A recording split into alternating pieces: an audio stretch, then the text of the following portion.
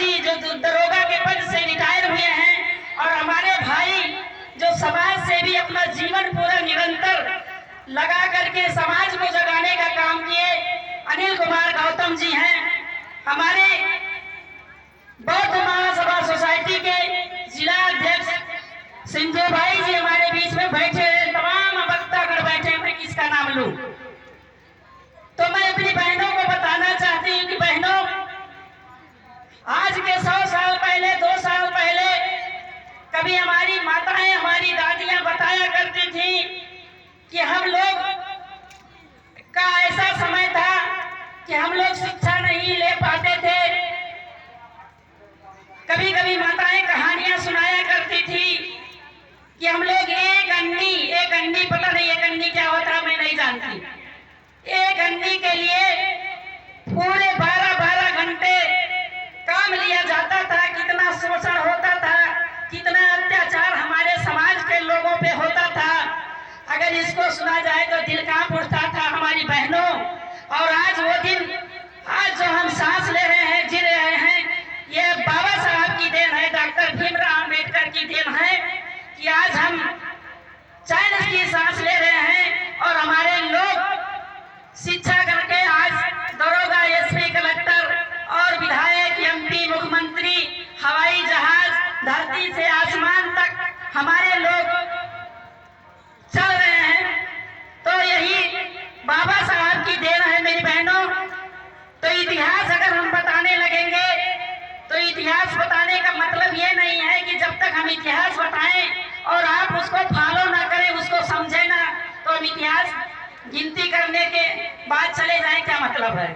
हमको उस चीज को समझना है कि हम जब तक उस चीज को नहीं समझेंगे, किसी के लिए सोने का चावल और किसी के लिए सोने का गेहूं नहीं बना है। सब वही अन्न खाते हैं, वही पानी पीते हैं। लेकिन हमारे समाज की जो स्थिति है, एक नाली के कीड़े के बराबर लोग हमारे लोगों को समझते हैं। लेकिन हम इसलिए हैं कि हम शिक्षा में कहीं ना कहीं कमजोर हैं, क्योंकि हमारे पास उतना धन नहीं है, हमारे पास उतनी पूंजी नहीं है, इसलिए हम अपनी बहन बेटियों को शिक्षा नहीं दे पाते हैं। लेकिन मैं निवेदन करनी चाहती हूँ बहनों कि मैं आज मंच के माध्यम से इतना जरूर कहूंगी कि हमारा समाज अगर बढ़ता है तो कहीं एक भाई अगर बढ़ गया तो दूसरा भाई उसका पैर खींचने का काम करता है। क्योंकि अगर वो नहीं सोच रहे हैं कि अगर एक भाई बढ़ गया तो कहीं हमारे समाज में अगर उसका नाम रोशन हो रहा है तो मेरा नाम रोशन होगा, और कहीं ना कहीं हम अपने भाई का सपोर्ट करें।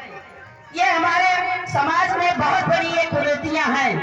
भाई भाई को देखना नहीं चाहता, परिवार परिवार को नहीं देखना चाहता। तो जब आप अपने समाज को, अपने लोगों को इकट्ठा नहीं कर पाओगे तो आप दूसरे को क्या समझाओगे? तो मुझे तो पहले अपने परिवार, अपने गांव, अपने लोगों को, समाज को जोड़ना चाहिए। जो नफरत भरी भावना है उसको दूर करना चाहिए।